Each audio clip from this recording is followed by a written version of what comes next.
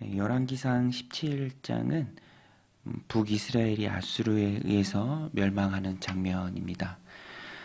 북이스라엘이 아수르에 의해 멸망하고 그 이후에 이어지는 이야기가 오늘 본문인데요. 아수르의 식민 정책은 민족 혼합주의입니다. 그래서 다 섞어버리죠. 다른 곳에 살던 사람을 사마리아로 옮겨와 거기서 살게 하고, 또 그곳에 살던 사람들을 다른 지역으로 이주시켜서 민족적 정체성을 다 흐려버립니다. 오늘 본문에 그 이야기가 나오는데, 아수르의 식민 정책 때문에 다른 지역에 살다가 사마리아로 이주해 온 사람들이 여전히 온 세상의 주인 하나님이시고, 또 이스라엘을 통치하시는 분도 하나님이시죠. 그래서 그 땅 가운데 나라는 망했지만 여전히 하나님의 통치가 있는 그 땅 가운데 이방 민족들이 거하면서 어려움을 당합니다. 사자, 야생 짐승 사자가 와요. 그래서 그곳에 살던 사람들을 해합니다. 그곳에 살던 사람들은 이것이 무엇 때문인지를 알죠. 25절에 보면 그들이 처음으로 거기 거주할 때 여호와를 경외하지 아니하므로 여호와께서 사자들을 그들 가운데 보내심에 몇 사람을 죽인지라. 이때 그 사람들이 사자에 의해서 죽임을 당하니까 아수르 왕에게 그 이야기가 전해집니다. 그들 시각에서 말을 하죠. 그 땅 시내 법을 알지 못함으로 거기 살던 사람들이 죽고 있습니다. 해결책은 아수르 왕이 27절에 명령합니다. 아수르 왕이 명령하여 이르되 너희는 그곳에 사로잡혀 온 제사장 한 사람을 그곳으로 데려다가 그가 그곳에 가서 거주하며 그 땅 신의 법을 무리에게 가르치게 하라 하니, 28절에 이에 사마리아에서 사로잡혀간 제사장 중 한 사람이 와서 베델에 살며 백성에게 어떻게 여호와 경외할지를 가르쳤더라. 그 땅 신이다. 그 사람들 생각의 수준에서 말하고 또 그들이 낸 해결책인데, 일단 가르치긴 합니다. 그런데 이때부터 또 종교 혼합적인 모습이 생겨나기 시작합니다. 사로잡혀갔던 제사장이 다시 돌아와서 베델에 거주하면서 사마리아에 사는 사람들에게 여호와의 신앙을 좀 가르쳐 주는 것 같아요. 그런데 여호와 섬기는 신앙도 배우고, 또 여전히 그 땅에 사는 이방 사람들이 이전에 자기들이 믿던 그런 신들을 다 데려오죠. 우상들을 다 세웁니다. 그 내용이 30절부터 굉장히 길게 쭉 열거됩니다. 이런 신, 저런 신, 어디서부터 옮겨왔는지도 모르는 그런 잡다한 그들이 생각하는 그들의 신이 가득합니다. 33절에 가서 보면 이와 같이 그들이 여호와도 경외하고 또 어디서부터 옮겨왔든지 그 민족의 풍속대로 자기들의 신들도 섬겼더라. 이것이 굉장히 안타까운 사건이고요. 그래서 34절부터 가서 보면 왜 일이 이 지경이 되었는지 그런 안타까움이 잘 드러납니다. 원인은 하나예요.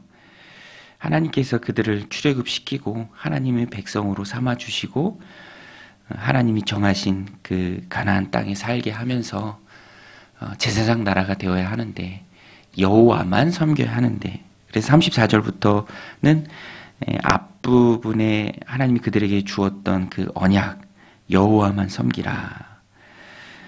그런데 그렇지 못했죠, 결과적으로. 그래서 그 앞부분에 주신 그 언약이 참 공허한 메아리처럼 울립니다. 35절에 가서 보면 옛적에 여호와께서 야곱의 자손에게 언약을 세우시고 그들에게 명령하시되 너희는 다른 신을 경외하지 말며 그를 경배하지 말며 그를 섬기지 말며 그에게 제사하지 말고 오직 큰 능력과 편팔로 너희를 애굽에서 인도하여 내신 여호와만 경외하여 그를 예배하며 그에게 제사를 드릴 것이며, 여호와만 경외하며. 이스라엘 백성의 정체성입니다. 여호와만 섬기고 경외하는 것. 그것이 존재의 목적이죠. 그런데 그러지 못했을 때 나라가 망하고 또 옮겨지고 그 땅은 이제 혼합 신앙으로 가득한 땅이 되어버리는 그런 정말로 안타까운 이스라엘의 모습이 되었다라는 것입니다. 오늘 우리가 이 말씀을 받을 때 우리도 경각심을 가져야 합니다. 여호와만 섬기는 거, 하나님만 섬기는 거, 우리 주 예수 그리스도만 붙들고 굳건한 신앙으로 하나님 주신 삶을 살아가는 것, 그것이 은혜고, 그 은혜를 저버렸을 때는 오늘 본문이 잘 얘기하죠. 자기 의지와 상관없이 옮겨가야 하고요. 또 혼합 신앙의 안타까운 모습 속에 들어가야 한다라는 것입니다. 하나님 주신 기회가 소중하죠.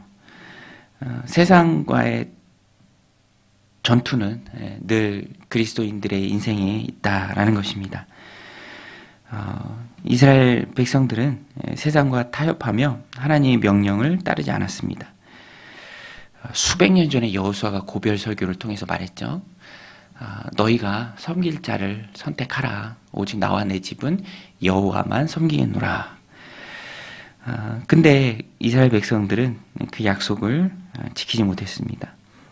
세상과 타협했죠. 신앙의 순수성과 충성스러운 모습을 다 잃어버렸습니다. 그때 혼합된 신앙으로 전락해버리죠. 오늘 우리는 이 말씀을 받으면서 여호와만 섬기는 것, 우리 하나님만 섬기는 것, 우리 주 예수 그리스도 그 은혜의 신앙만 꼭 붙들고 나아가는 것이 축복임을 우리가 늘 기억해야 합니다. 그래서 세상은 항상 타협하라라고 압박하죠. 그렇지만 우리는 그것이 옳은 것이 아니고 타협했을 때, 받아들였을 때 결국에는 다 놓친다라는 것을 우리가 잊지 말아야 합니다. 이스라엘 백성들이 여호와만 섬겨야 하는데, 하나님 백성인데 느밧의 아들 여로보암이 열어놓은 그 우상숭배의 불꽃 속에서 정신을 못 차리고 우상숭배로 나아갔을 때 결국에는 나라도 망하고 흩어지게 되고 혼합 신앙의 모습으로 전락하는 모습을 우리가 기억해야 합니다. 그래서 우리 한국 교회도 그런 위기의 한복판에 있죠. 그래서 차별금지법이나 다 보잖아요. 유럽에는 거의 이제 참 우리나라의 선교사를 보내던 나라인데, 토마스 선교사님이라고 대동강변에서 순교하신 그 선교사님을 보내던 나라가 영국이었고, 너무너무 귀한데 지금은 타협해서 다 무너졌죠. 거대한 예배당도 다 다른 용도로 바뀌고, 뭐 그 중심에 차별금지법 같은 그런 동성애법 같은 것이 있다. 참 맞는 말이기도 합니다. 경각심을 가져야죠. 더 목소리를 내고 또 강하게 싸우기도 하고, 타협하는 순간 들어오면 무너집니다. 이 악한 어둠의 영은 여호와를 버리고 이쪽으로 오라라고 말하지 않아요.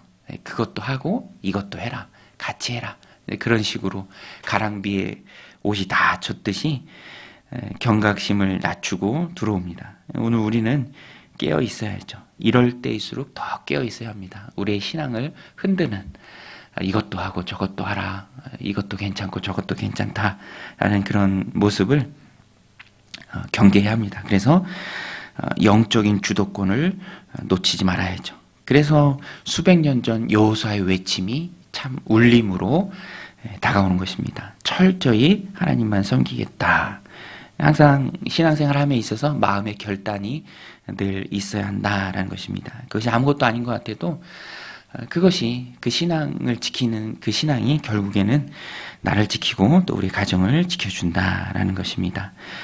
열왕기 17장을 그래서 우리는 늘 기억해야 합니다. 어떻게 이스라엘이 영광스러운 제사장 나라에서 정말 흔적도 없어지는 그런 이 나라가 되었는가? 핵심은 혼합신앙이죠. 허락했을 때 허락한 그것이 다 들어옵니다. 뭐 그런 이야기도 있잖아요. 낙타가 그 텐트 속으로 고개를 내밀고 조금 들어왔을 때 내버려 뒀더니 결국에 주인은 쫓겨나고 낙타가 그 자리를 차지하더라. 오늘 이 말씀 마음에 깊이 새기고 우리의 신앙을 흔드는 그런 조금의 모습도 용납하지 않고, 도토리가 마당에 이렇게 들어왔을 때 처음에 집어서 던지는 건 어렵지 않죠. 근데 내버려 두면 뿌리를 내리고 커다란 나무로 자란다라는 것입니다. 그때 가서는 그것을 베고 또 캐내기가 어렵다라는 것이죠. 그것을 너무너무 잘 보여주는 말씀이 열왕기하 17장의 모습입니다. 그래서 이스라엘은 역사에서 흔적도 없이 다 사라져버리고 복음서를 열면 사마리아 사람들로 살짝 나와요. 그런데 신앙이 엉터리입니다. 오늘 우리는 이 말씀을 기억하고 우리 주 예수 그리스도 그분만 꼭 붙들고 또 타협하는 신앙을 다 배격하는 여호와 하나님을 섬기는 그 신앙의 순수성을 늘 가지고 가는 믿음의 백성들이 다 되시기를 주님의 이름으로 간절히 축원드립니다. 우리 같이 말씀 붙들고 함께 기도하며 나아가겠습니다. 하나님 아버지, 오늘도 고난단잠에서 깨워주시고 또 이 새벽 기도로 하루를 열어가게 하십니다.